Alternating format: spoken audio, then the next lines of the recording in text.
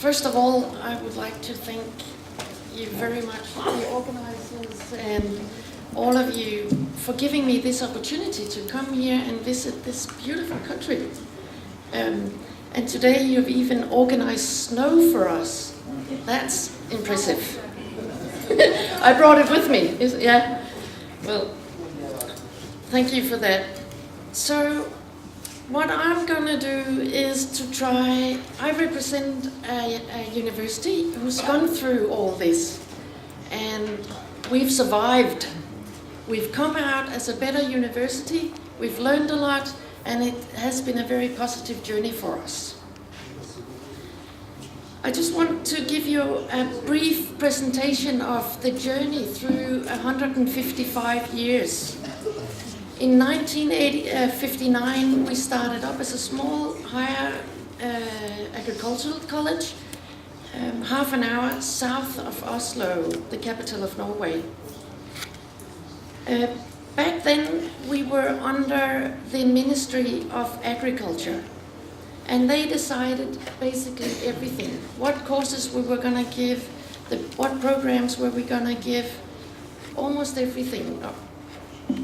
100 years later, all the universities, all the institutions of higher education in Norway were given a new common law, the law of higher education. And we changed owners from the Ministry of Agriculture to the Ministry of Church and Education. And later currently we are under the Ministry of Education. In 2000, a very important political report came out, the Nyhetsutvalget, and that was a front runner of the Bologna process. It stated something about the size of the universities, the numbers of the universities, and it also introduced a new financial system for us, which was very important. They introduced a component of all the institutions get a basic funding, and on top of that, this report introduced a system where we get funding by the number of credits our students produce and the number of students that we get through the system. And also, we were to compete with each other. So there was a very strong urge to get students into the higher education, get them to produce the credits, and get them through the system quite quickly. And at the same time, there was a great emphasis on that we had to follow up the students, take care of the students. If they fell behind, we have to invite them in to talks and find out what was going on and get them back into speed, or up to speed. As Tove has already mentioned, NOKUT was established, and obviously that was very important for us. The Bologna process came, the Norwegian version of that was called the quality reform, and that changed the whole Norwegian system set up for the higher education institutions. Our university got our quality assurance system approved the first time in 2005 by NOKUT, and that is also when we got accredited as a university. 5 years later, we were re-accredited, and now we're not called NLH anymore. We became the University of Environment of Life Sciences. Sorry, yeah. A couple of years later, the National Qualification Framework was introduced, and that became very important for this process about the quality assurance systems, because they had a lot of focus, or the main focus was on the learning outcome of not only the programs but also the individual courses. All teachers had to work with and express what competence the students were giving, the knowledge, the skills and the competence the students were getting from every single course. And that made it far more transparent for all of Europe to look at each other's programs and education systems. And basically, it made it easier for students to understand, what do I get, what kind of competence do I get if I take this program?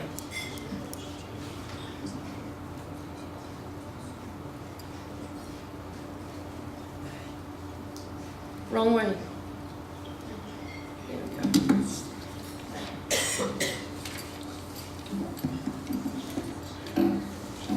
You've already heard about the Bologna process earlier today. But for us as an institution, it meant that we had to change our 4-year degrees into 3+2.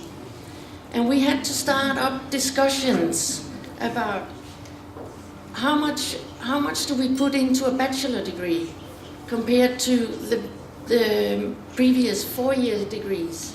How much do we put into the master degrees? What competence and skills and knowledge do we want our students to have when they come out with a bachelor degree? We also had to change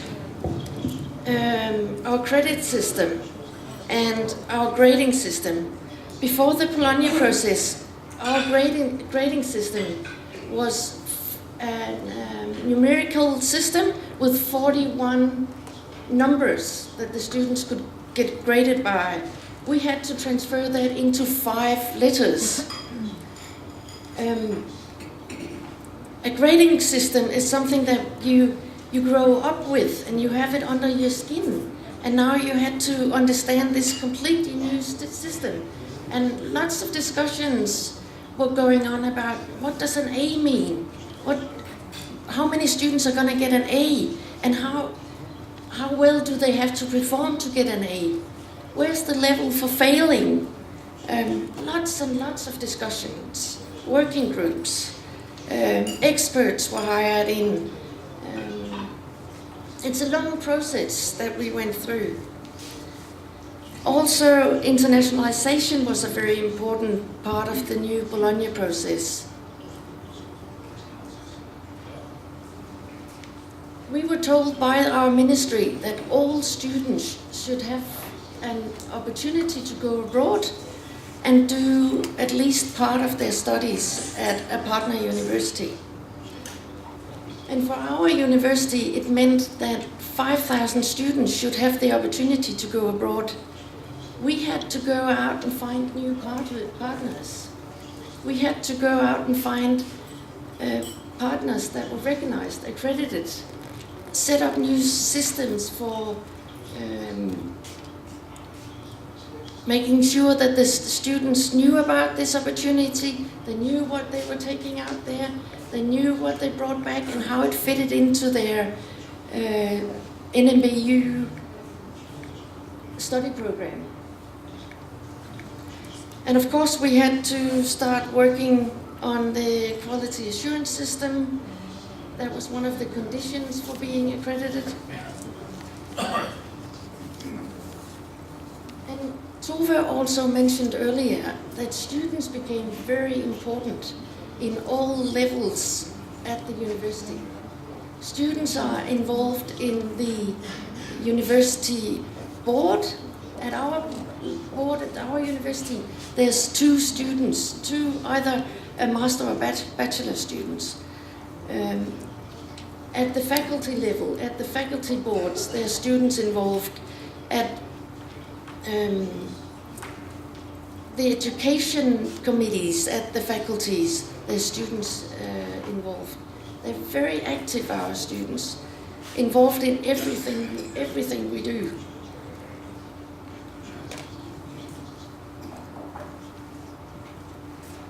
One very important thing which came with the Bologna process was academic autonomy. As I said before, earlier the ministry had decided what we were going to teach, what programs we were going to offer, which language we were going to offer it in.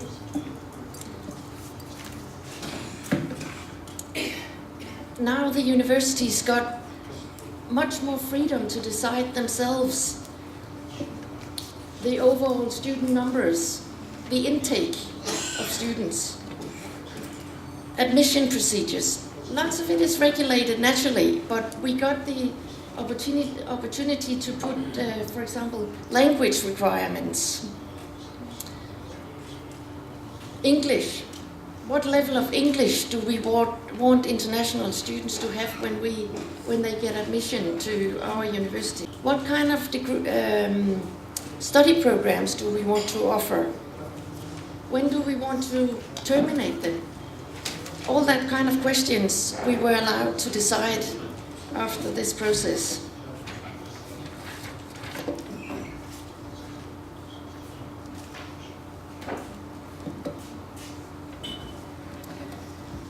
In the first cycle of quality assurance system, there was a lot of, from a university point of view, there was a lot of controlling from, I think, NOKUT and the ministry, controlling everything we did.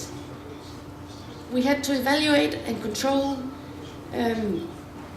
everything we did in the first cycle. That has changed now in this now currently. But we had to create working groups to go through all this. And as the rector said earlier, it's a long process and long discussions. What do we mean when we say quality assurance? What do we mean when we talk about quality? What do we mean when we want to approve a new study program? All this had to be discussed, and it had to be discussed by scientific staff, by students, by members of the administrations, by rector. Everybody was involved in this process.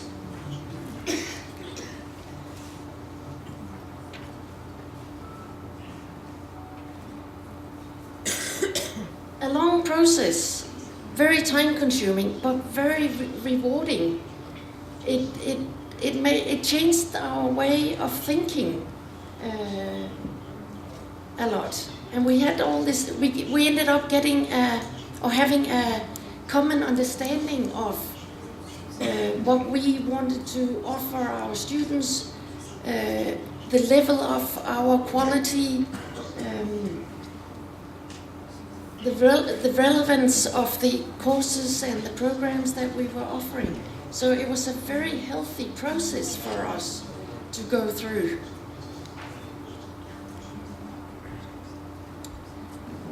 And of course, all this work ends up in it's a yearly cycle. I'm going to show you the cycle afterwards. But it's a yearly cycle that ends up in yearly reports that the faculties have to deliver, the study programs have to deliver, and the university has to deliver to the ministry. Our leaders at the university, they have yearly meetings with representatives from the ministry. They have yearly meetings with the faculty, staff at the faculty, and go through these reports, talk through the results, both good and bad, and check up what has happened since last year. That's very, very important. As Tove mentioned a couple of times, it's very important to see both the positive development, but also what goes wrong. And does it keep going wrong year after year? And we have to go in and see what we can improve. And this is what our cycle looks like. Unfortunately, it's in Norwegian. But it's just to give you an impression of how this worked. The yellow dots up there are all the people putting things into the cycle. The scientific staff, the administrations, the students, the library, everybody who participate in the everyday running of the educations. The blue dots in the middle, they're hardly blue for you, but they are blue. Are the bodies? Are the deciding bodies? Deciding bodies? Is that the right word? The decision bodies? Yeah.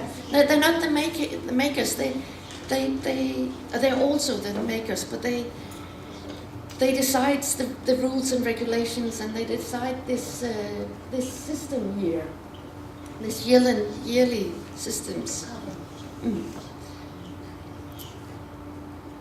So you can see how things are put into the system and things are coming out of the system. The reports are coming out, the numbers are coming out, and it's a very complex system.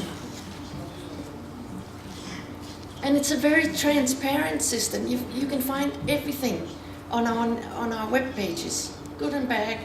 Everything is out there.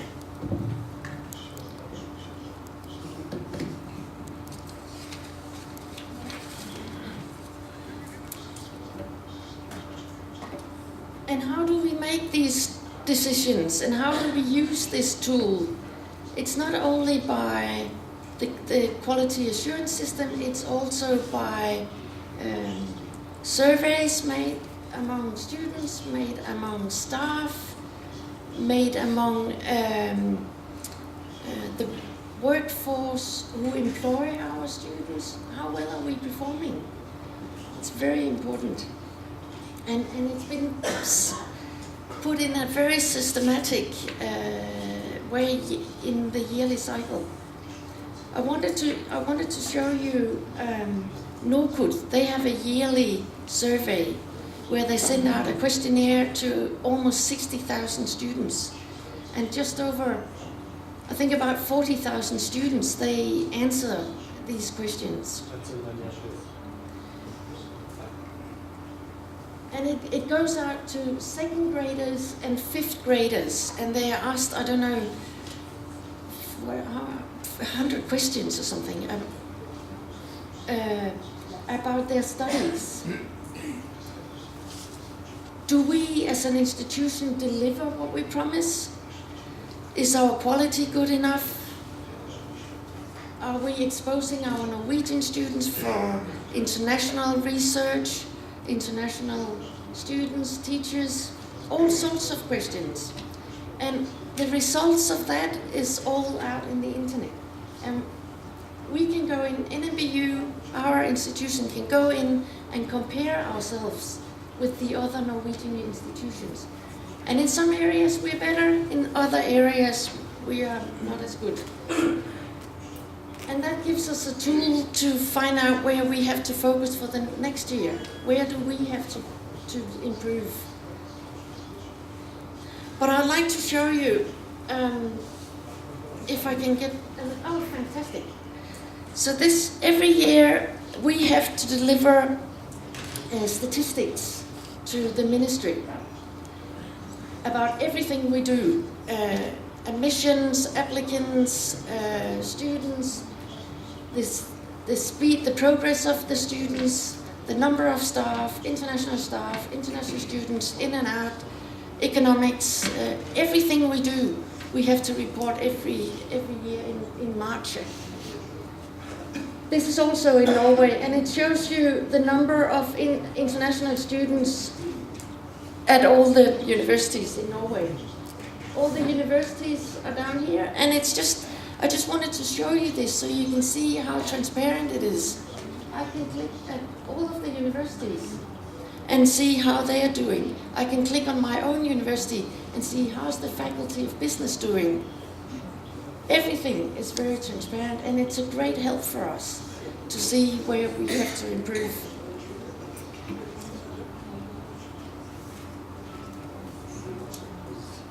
And if we go back to the presentation, please. And again, student participation is really, really important.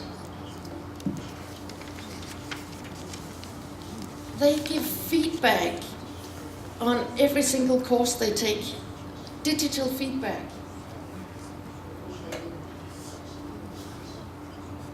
They are continuously in dialogue with their department and the people who are in charge, the scientific staff who are in charge of the study programs. They are part of the creation, they're part of the termination, they are part of the development. They have a very strong voice, and it's I don't know what you would say, Roberto, but it's an enrichment. They are very focused, and they are giving very good feedback on what we do all the time. I think the only where it becomes quite tedious is that they change. Obviously, they finish and new students come in, and they all want to come up with the new ideas that we saw last year and the year before. So we start all over all the time. But they really bring their asset for us. They have a strong voice.